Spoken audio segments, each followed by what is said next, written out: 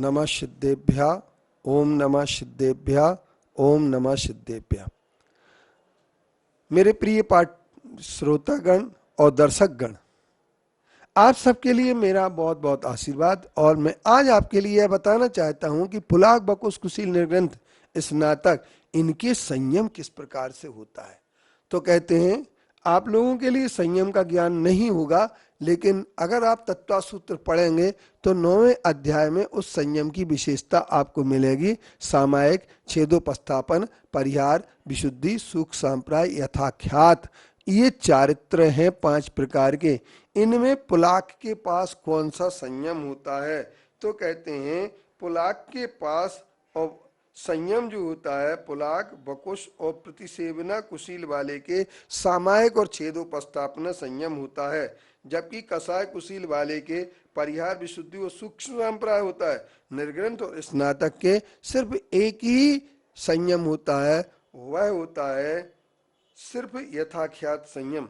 अब आपको विचार करना है कि पुलाक सामायिक और छेदोपस्थापन संयमधारी होता है, और लेस्या के संबंध में जब बात चलती है तो पुलाक के पीत, पद्म और शुक्ल लेस्याएं होती हैं, और बकुश के वहां पर कहते हैं बकुश और प्रतिसेवना की कुशील की 6 लेस्याएं होती हैं।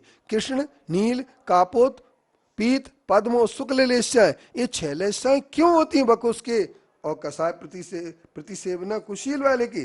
बकुश और प्रतिसेवना कुशील वाले के ये 6 लेस्याएं होती हैं, और कसाय कुशील और परिहार विशुद्धि वाले के उत्तर की 4 कसाएं, अर्थात उसके भी कापोत लेस्या हो सकती है, लेकिन पुलाक के कापोत लेस्या नहीं हो सकती है, और विशुद्धि परिणाम में भी उसके अंतर रहता है। सुत की दृष्टि से पुलाक, बकुश और प्रतिसेवना कुशील अभिन्न अक्षर 10 पूर्व के धारी होते हैं, और कसाय कुशील और निर्ग्रंथ 14 पूर्व के धारी होते हैं। जगन्य से पुलाक के आचार वस्तु मात्र का ज्ञान होता है, लेकिन बकुश और कुशील निर्ग्रंथों के 8 प्रवचन मात्र होता है।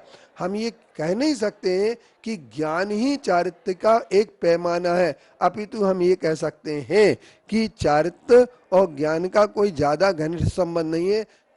कम ज्ञान वाला, जिसके सिर्फ आचार वस्तु का ज्ञान है, वह भी भावलिंगी मुनि बन जाएगा। और हम लोगों ने द्रव्यलिंगी और भावलिंगी की जैसी व्याख्याएं की हैं, या हम सुनते रहते हैं कांजी पंथ के लोगों के द्वारा, हम यहाँ पर भूल जाते हैं कि कांजी पंथ हमारे लिए क्या सिखा रहा है। हमारे लिए अपने जीवन के बहुत सारे क्षेत्रों से वह हमें वंचित कर रहा है, और भावलिंगी और द्रव्यलिंगी की परिभाषाओं में हमें उलझा देता है। और वह हम एक बात भूल जाते हैं कि पुलाक सहस्रार स्वर्ग तक जाता है, और इसके बाद सभी तीर्थंकरों की तीर्थ काल में पुलाक, बकुश, कुशील, निर्ग्रंथ, स्नातक आदि 5 होते हैं।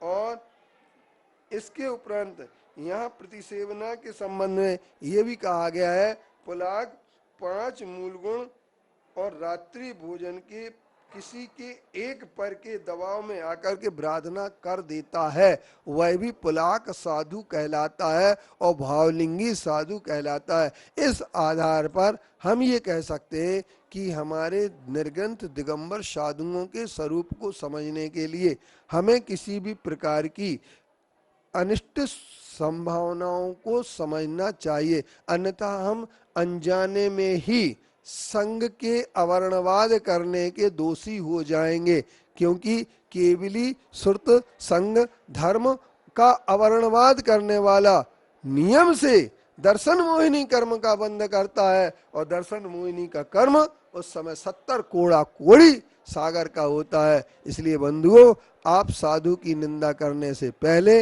आप विचार करें और किस प्रकार से साधु की निंदा से बच सकते हैं, इस पर चिंतन करें। ओम शांति, ओम शांति, ओम शांति।